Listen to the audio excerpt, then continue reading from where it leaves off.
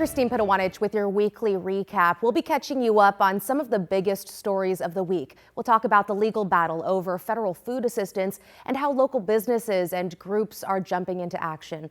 Plus, one family's message to others after a man they say was authorized to work in the U.S.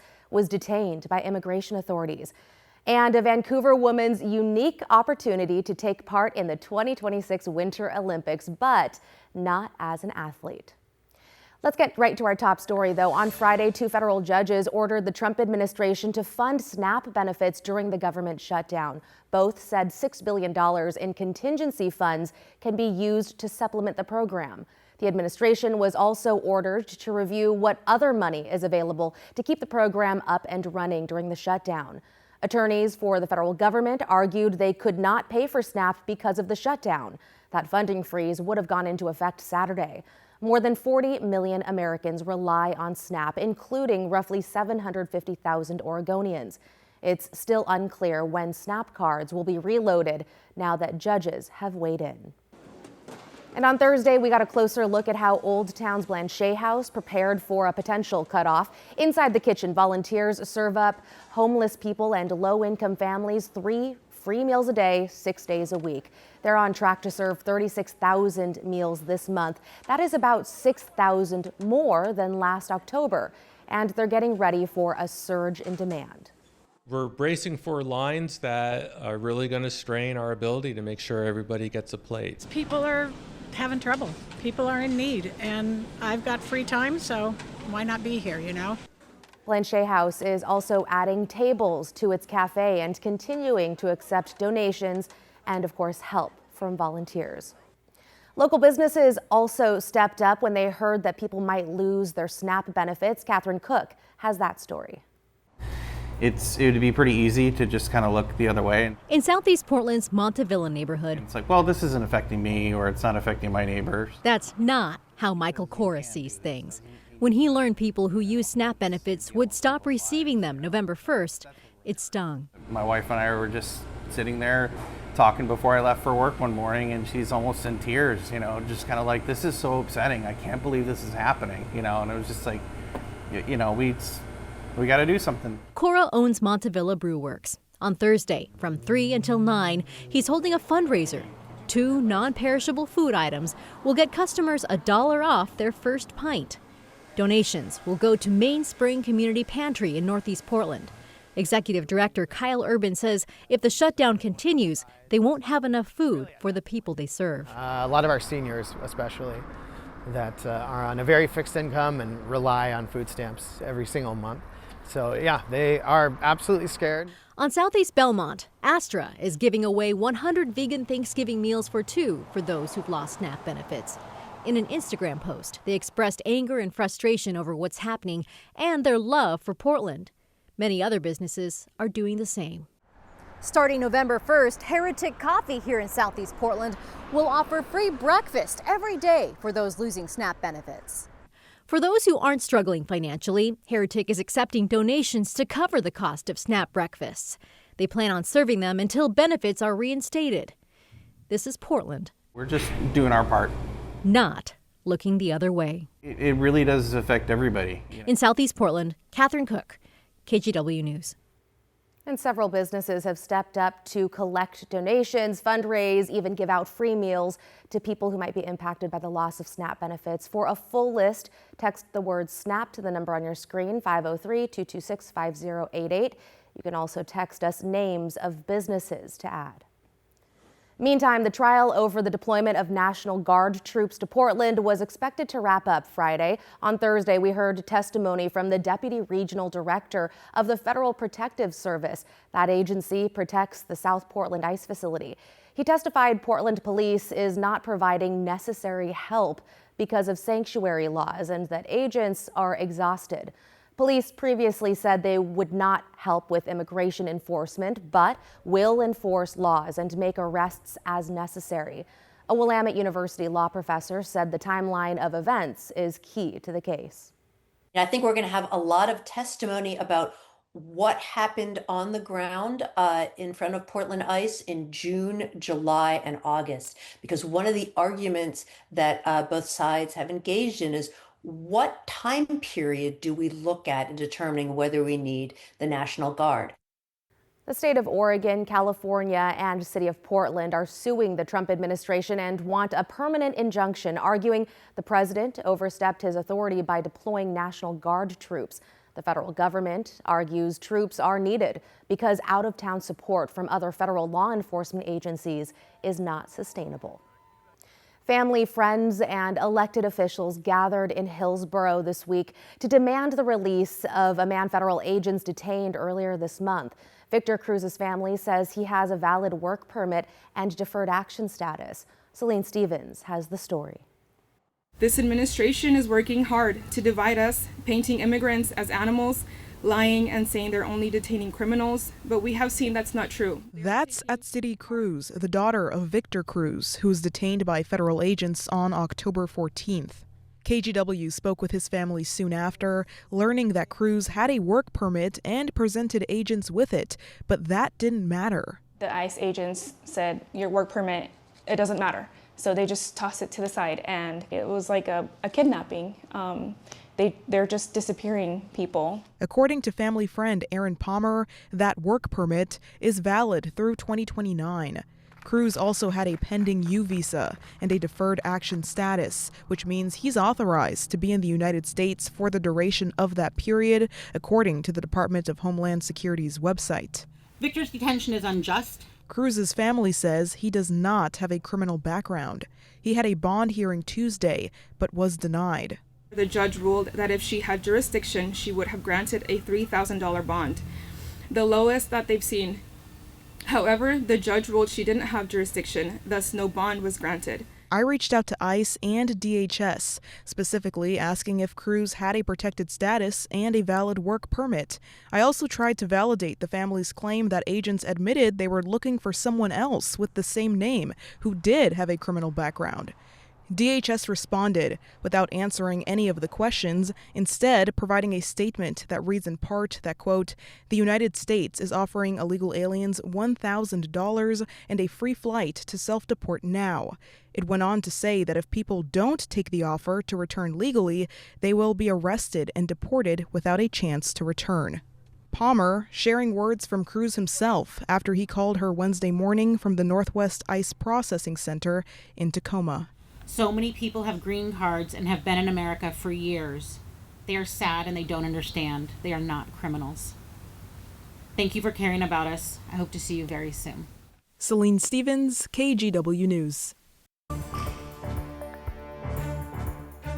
After a months-long pause, Portland Mayor Keith Wilson says the city will resume enforcing its camping ban starting Friday. In a video statement, the mayor said for too long the city has failed to enforce laws on dangerous activities that hurt the community.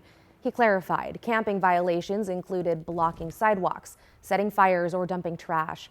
Portland police said their focus will be education, then citations, but not arrests.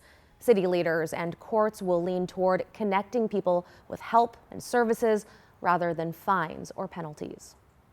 No one will be arrested simply for camping, nor should they. I have mixed feelings about it. It does clear the streets for people to be able to walk and be safe, to feel safe. But on the other side of that coin, these people do need a place to be. Under the camping ordinance, if someone is offered available and reasonable alternate shelter and they refuse, they could face up to 7 days in jail or a fine of up to $100 or both.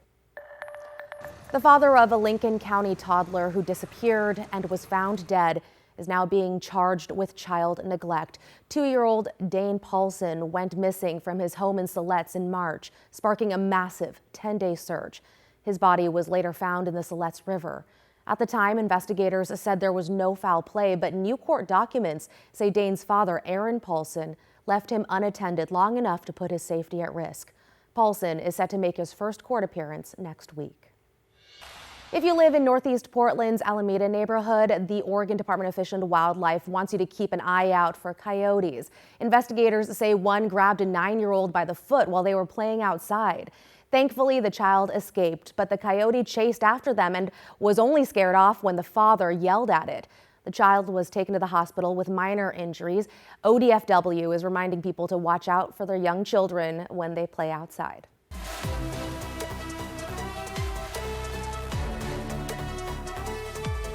And we are less than 100 days out from the start of the 2026 Winter Olympics in Milan and Cortina, Italy, right here on KGW and NBC. Beyond the athletes, there's a Vancouver woman who will also be making the trip. Devin Haskins spoke with the only American on the ice-making crew, making sure things glide smoothly for the curling competitors. At the Evergreen Curling Club in Beaverton. This is the only dedicated ice club in Oregon. Oh, it's fun. It's a lot of fun.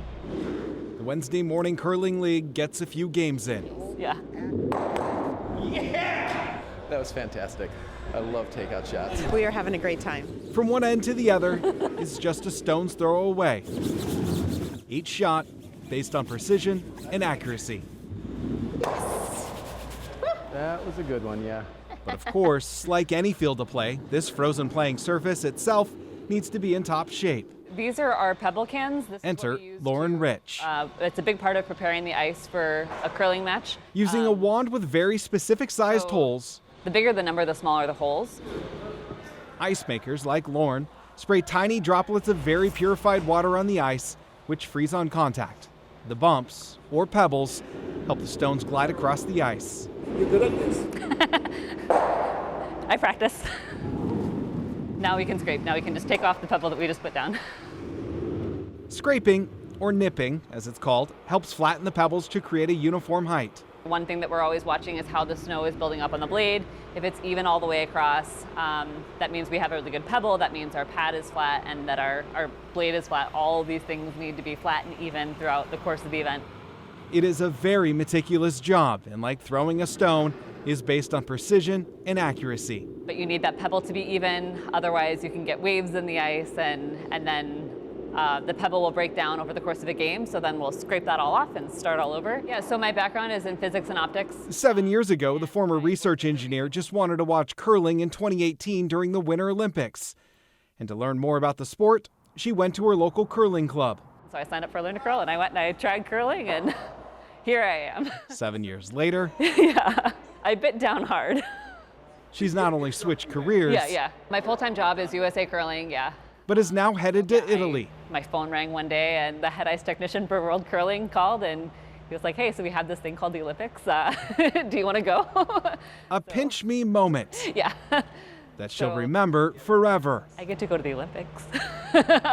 As she helps create elite level sheets of ice for the best curlers in the world. And I think it's just really incredible to be a part of that and to watch that build up and grow and just watch how the ice changes throughout that process is really cool to be a part of. Devin Haskins, KGW News.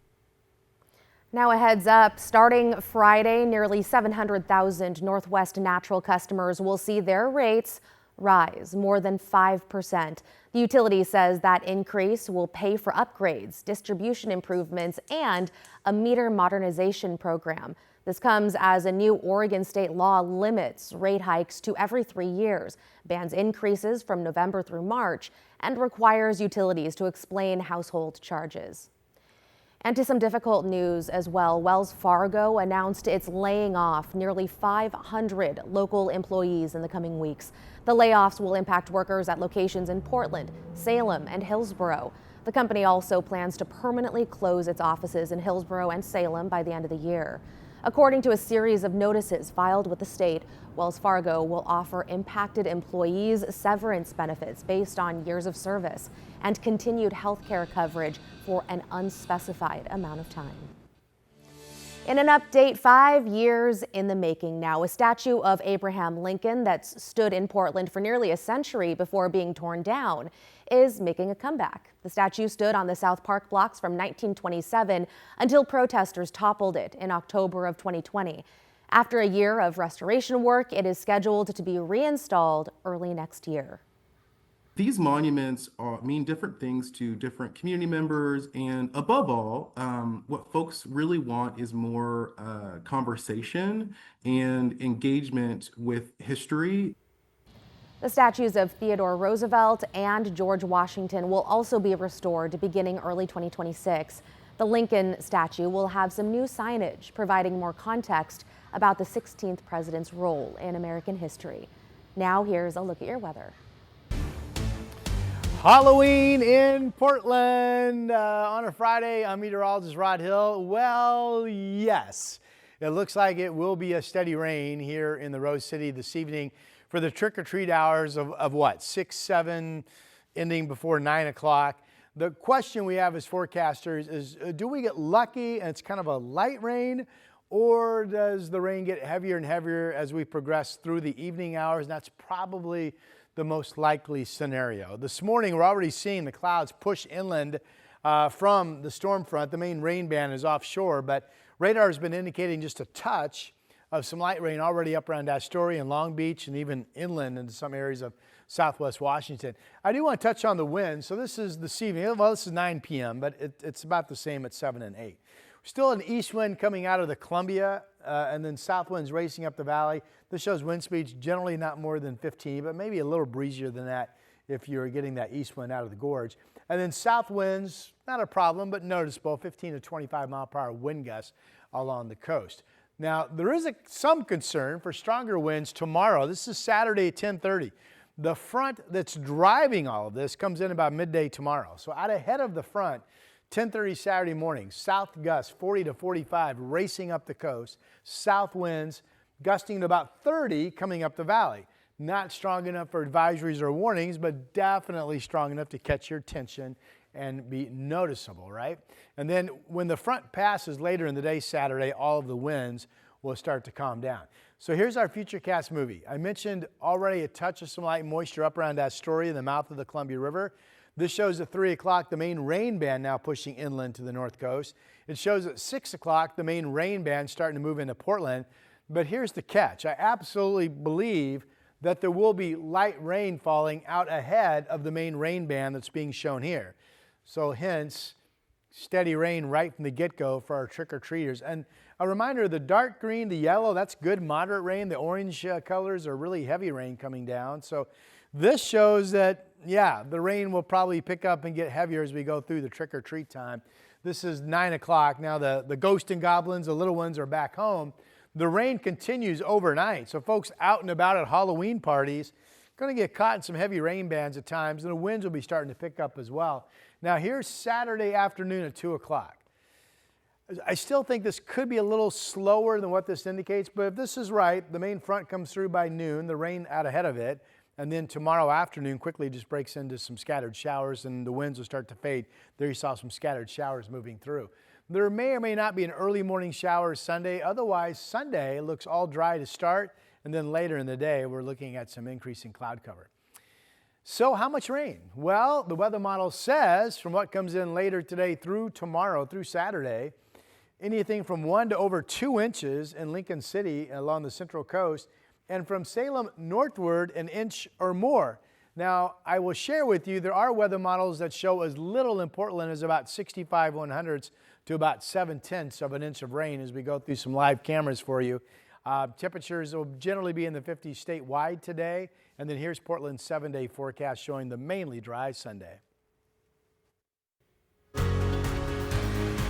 Seeing as this Friday is Halloween, we've got a fun selection of stuff to do that just might give you a scare. We start with the 80s and 90s Video Dance Attack Halloween Party at Revolution Hall. The supersized Halloween production will feature the best music videos from the 80s and 90s, the most popular videos from MTV's 120 Minutes era, and a whole lot more. It's this Friday, starting at 8 o'clock. Tickets cost just under $40, but it's only for those over 21. Head to the Revolution Hall website for more details and to buy tickets. Or you could swing by the Snap Y2K Witches Ball at Holocene in Southeast Portland's Buckman neighborhood. It's also happening this Friday on Halloween. This dance party will have a little bit of everything. We're talking grunge, rave, pop, rap, and more. Beyond the music, though, you can also enjoy the gaming room full of Nintendo classics and a cash prize costume contest. This is also a 21+ event. You can find ticket prices and details on Holocene's website. And the Halloween fun does not stop on Friday. This Saturday from 4 to 7, you can stop by the Levin Community Center in Northeast Portland's Vernon neighborhood for Harmless Halloween. This is a family-friendly celebration featuring trunk or treat, a cupcake walk, carnival games, and more. It's free to attend, though donations to the center are encouraged. Check out the Levin Community Center's website for more details. And for those of you who do not celebrate Halloween, this Saturday marks the return of the 91st annual Verboort Sausage and Kraut Festival. From 9 o'clock in the morning to 9 in the evening, you can enjoy a market, beer garden, and of course, lots of sausage and kraut. It's free to attend and open to all ages. You can learn more by heading to verboort.org. For more weekend inspiration, you can check out the 8 Things to Do article up each week at kgw.com. And that's a wrap on your weekly recap. I'm Christine Potowanich, and a quick reminder, you can catch up on the latest headlines anytime on kgw.com, your KGW app, or our YouTube channel.